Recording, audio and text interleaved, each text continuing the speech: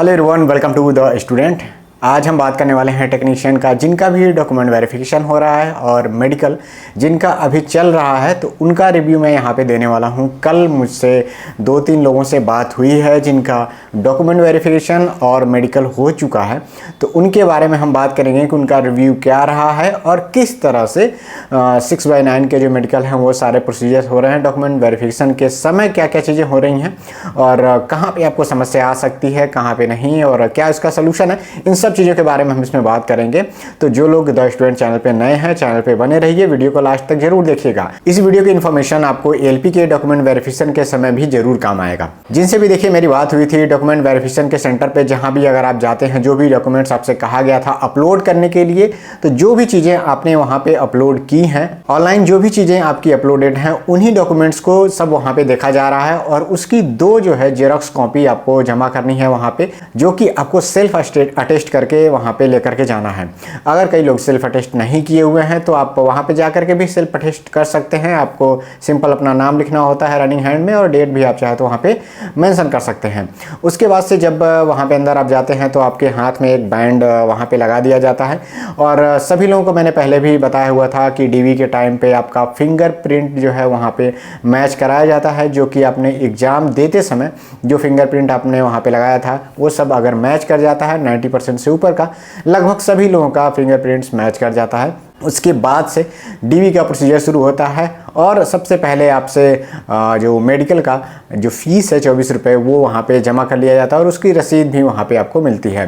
दूसरा बात है, सभी लोगों को कहा गया था कि फ़ोटो लेकर के जाने के लिए, कई जगह पे 2 ही फ़ोटो लग रहा है, कई 3 फ़ोटो लग रहा है, लेकिन सभी से मैं कहूँगा कि कम से कम आप 6 से 7 फ़ोटो मिनिमम आप लेकर के जाइए, क्योंकि जो आपको लेटर मिलता है मेडिकल के लिए ले जाने के लिए उसमें भी आपका फ़ोटो अटेस्टेड करके वहाँ पर लगता है, तो वहाँ पर उसकी ज़रूरत पड़ती है। बाकी और लोग 1-2 फ़ोटो वो लोग रखते हैं। जिनका भी एडमिट कार्ड नहीं है, मैंने कहा था कि जब आप एग्ज़ाम देते हैं तो उसका कटा हुआ हिस्सा आपके पास होना चाहिए। एक्चुअली अगर आपके पास नहीं है तो भी कोई घबराने की ज़रूरत नहीं है, उतना स्ट्रिक्टली उसको चेक नहीं किया जा रहा है। लेकिन मैं अब से जो भी एग्ज़ाम हो रहे हैं आपके या फिर आगे आने वाले जो फॉर्म भरते हैं आप, तो कोशिश ये करा करिए कि वो नीचे वाला हिस्सा जो कटा हुआ रहता है एडमिट कार्ड का हिस्सा, वो आप ज़रूर रखा करिए।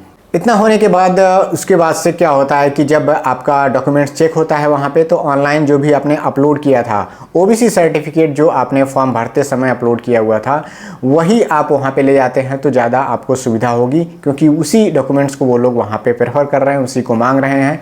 नेक्स्ट है सबसे इम्पोर्टेंट कि किसी का नाम अगर गलत है, नाम में कोई स्पेलिंग एरर है, चाहे किसी के स्पेस का एरर है, बहुत सारे लड़के हैं जो जिनका गलत था, वो तो कुछ लोग 1-2 लोग ही थे जो करेक्ट करा पाए होंगे, जिनसे मेरी बात हुई है वो बता रहे थे, और वो कह रहे हैं कि जिनका गलत है वो लोग एफिडेविट बनवा करके ले गए थे तो उनको कोई दिक्कत नहीं हुई। अब देखिए क्या होता है कि जब भी आप एफिडेविट पे कोई भी फॉर्मेट में कोई भी चीज़ें लेकर के जाते हैं तो आपको वहाँ पे सहूलियत तो हो जाती है जो चीज़ें हैं, लेकिन अब जो फॉर्म आपका नया भरने को आ रहा है, आप कोशिश करिए कि जो 10th के आपके मार्कशीट है, जो भी 10th का सर्टिफिकेट है, उसी के according date of birth, name और फादर्स नेम सब मैच करके ही नेक्स्ट आगे की वैकेंसी में आप फॉर्म फिलअप करा करिए। ऐसा गलती बार बार करने से क्या होता है कि एफिडेविट बनवाने में आपका 200-400 ऐसे लग जाता है और आपका ज़्यादा नुकसान होता है। तो उन सब चीज़ों से अगर आपको बचना है तो कोशिश ये रहे कि आपका इस बार जो फॉर्म आ रहे आप उसमें गलतियाँ ना हो। हालाँकि इससे कोई प्रॉब्लम नहीं हो रही है। कुछ 1-2 लोगों का ऐसा था जो डॉक्यूमेंट्स में एरर थे या फिर उनके डॉक्यूमेंट्स पूरे नहीं थे, तो उनको ब्लॉक डेट में, मतलब जो 15-20 दिन बाद जो फाइनल लास्ट डे होता है, एक बार जिनका छूटा रहता है उस दिन बुलाया जाता है, तो उस दिन भी आप जाकर के डॉक्यूमेंट जमा कर सकते हैं। कुछ लोगों को तो कहा गया है कि आप मेल भी कर देंगे और स्पीड पोस्ट भी कर देंगे तो भी आपका डॉक्यूमेंट्स लग जाएगा, आपको आने की ज़रूरत नहीं है। लेकिन दोबारा आपका गलत ना हो वो डॉक्यूमेंट्स तब, और उनको मेडिकल के लिए आगे फर्दर प्रोसीजर के लिए उनको भेज दिया गया था, तो वहाँ पर कोई भी स्टूडेंट ऐसा नहीं मिला कि जिसको रोका गया हो। अब बात करते हैं थोड़ा सा एब्सेंट को लेकर के।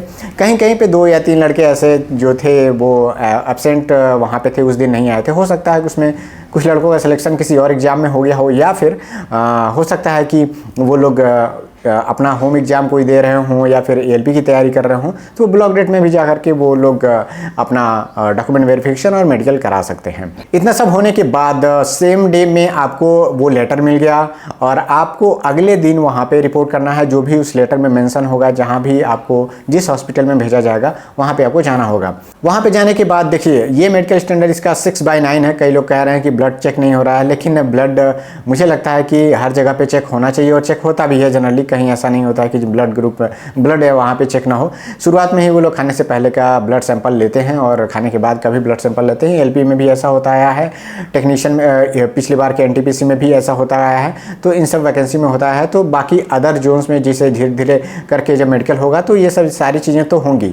कई लोग कह रहे थे अभी कि जहाँ मैंने पूछा था कि वहाँ पे अभी नहीं हुआ था, हो सकता है उनका अगले दिन हो, क्योंकि उनका अभी एक दिन का मेडिकल अभी बाकी है। उसके बाद से वहाँ पे एक्सरे होगा, ECG आपका होगा। अगर ECG में कोई भी समस्या है, अगर ग्राफ आपका ऊपर नीचे आ रहा है, क्योंकि जाहिर सी बात है जब आप मेडिकल में जाते हैं तो उसमें आपकी थोड़ी हार्ट बीट बढ़ी रहती है, तो ग्राफ ऊपर नीचे हो सकता है। तो 2-3 सैंपल वहाँ पे वो लोग लेते हैं, जो उसमें से करेक्ट रहता है उसको लोग रिकॉर्ड में रखते हैं। अगर उतने पर भी अगर आपका नहीं हो पाता है तो आपको कुछ रेस्ट करने के लिए भी लोगों को मौका मिल रहा था कि आप 1-2 घंटे बाद अपना थोड़ा सा रिलैक्स करके आइए, उतना टेंशन मत लीजिए। और वो लोग खुद बहुत कोऑपरेट कर रहे हैं जिससे आपको कोई दिक्कत ना हो मेडिकल में। तो उसके बाद आने के बाद आपका जो रीडिंग है वो सही हो जाएगा। लेकिन अगर किसी कारण से किसी का भी चाहे ECG हो गया, ब्लड सैंपल हो गया, एक्सरे हो गया, किसी भी कारण से कोई गड़बड़ी आपको अगर उनको दिखती है और उसको मतलब बड़े चेकअप के लिए कोई इंस्ट्रूमेंट वहाँ पे रेलवे हॉस्पिटल में नहीं है, तो नज़दीकी किसी भी हॉस्पिटल में जो उस रेलवे हॉस्पिटल से कनेक्ट में है, एफिलिएट में है, तो वो उसको वहाँ पे वो लोग भेजेंगे, जहाँ पे आपको जा करके वो रिपोर्ट लेकर के आनी होगी, जो अगले दिन वहाँ पे सबमिट करना होगा।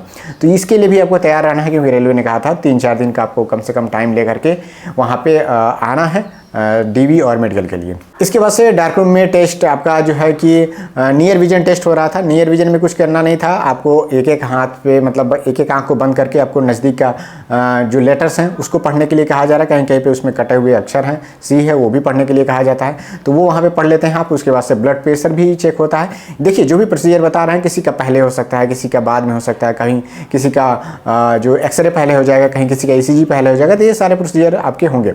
और उसके बाद से बहुत सारे लोग पाइल्स और हाइड्रोसील को लेकर के बहुत दिक्कत में रह रहे हैं। कोई लोग कह रहे हैं कि इससे डिस्क्वालीफाई तो नहीं होंगे, तो इतना बहुत ज़्यादा डीप में इतना चेकिंग नहीं होता है। कहीं जगह पे आपको उठने बैठने के लिए कहा जा सकता है। कई रेलवे बोर्ड में जोन में बहुत स्ट्रिक्ट भी ये सारी चीज़ें चेक होती हैं।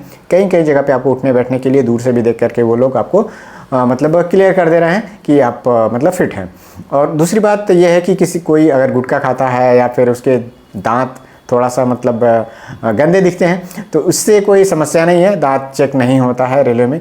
टैटू को लेकर के कोई भी समस्या नहीं है, टैटू किसी के शरीर पे कहीं भी है उससे कोई भी दिक्कत नहीं होगी, ये सब चीज़ें रेलवे में चेक नहीं होता है। अब बात करते हैं जो विजन में, जो डिस्टेंस विजन आपका चेक होना है, जहाँ पे 6/9 का विजन आपको चेक हो रहा है। देखिए, किसी का भी विजन अगर 6/9 है तो डॉक्टर हमेशा आपको चश्मा पहनने के लिए रिकमेंड करेगा। कुछ 0.5 का 0.25 का पावर लगाने के लिए वो कहता है।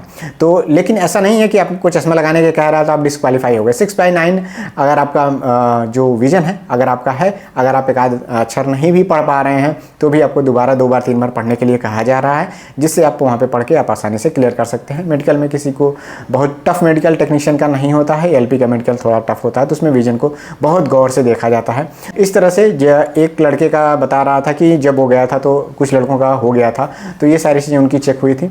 और बाकी अदर बोर्ड में भी जिस तरह से मेडिकल और डॉक्यूमेंट वेरिफिकेशन होगा, उससे रिलेटेड मैं वीडियो आपको बताता रहूँगा, अपडेट करता रहूँगा।